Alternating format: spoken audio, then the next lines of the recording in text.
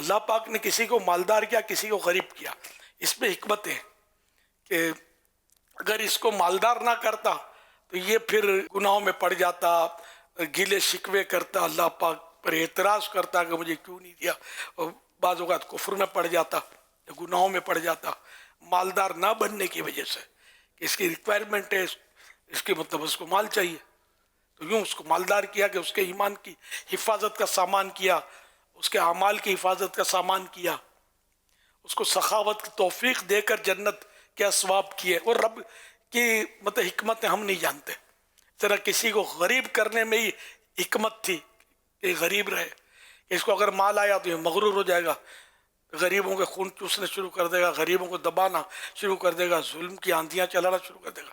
مالدار کرتے ہیں، بہت بڑے مالدار ہوتے ہیں نا، ڈاکوؤں سے یا ایسی ٹیموں سے ان کے رابطے ہوتے ہیں، ان کی بالکل ترکیبیں ہوتی ہیں بعضوں کی، سب کی نہیں کہتا میں، کیونکہ اگر یہ نہیں کرتے نا تو پھر ان کو لوٹ جاتے ہیں، ان کو نہیں لوٹیں گے، ان کا بچہ اغوا نہیں کریں گے. پھر یہ کہ کسی کا قرضہ پھنس جاتا ہے ان میں سے تو یہ پھر ان بدماشوں سے رابطے کرتے ہیں، اس کو دھمکی جاتی ہے، فون جاتا ہے اتنے بجے پہ اس سے آنے چاہیے ورنہ یہ تو یہ وہ تو وہ. یہ ہمارے یہاں سب کچھ ہوتا ہے، یہ دنیا دیکھی والی ہے. حاجی صاحب بن کر مطلب بڑی یعنی کہ وہ عزت آبرو کے ساتھ جو گھوم رہے ہوتے ہیں نا، ان کے اندر بعض اوقات بدماش چھپا ہوا ہوتا ہے.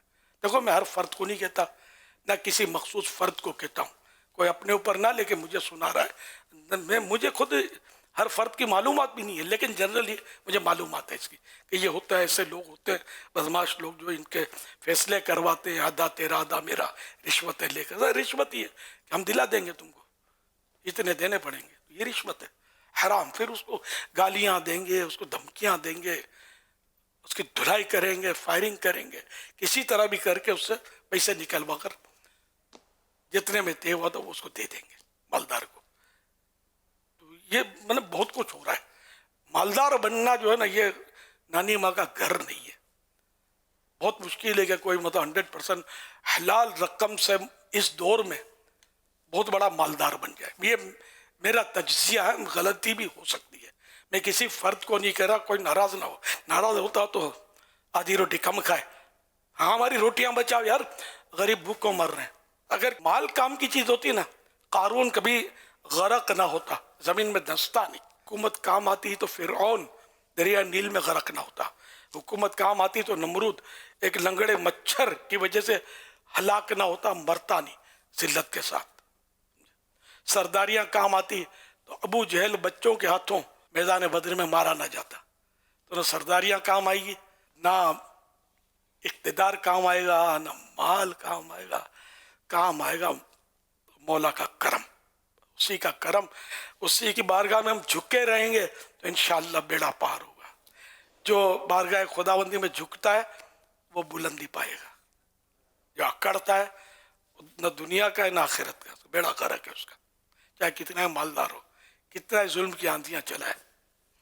یزید نے ظلم کی آندیاں چلائی نا، اس کا تخت کب تک رہا؟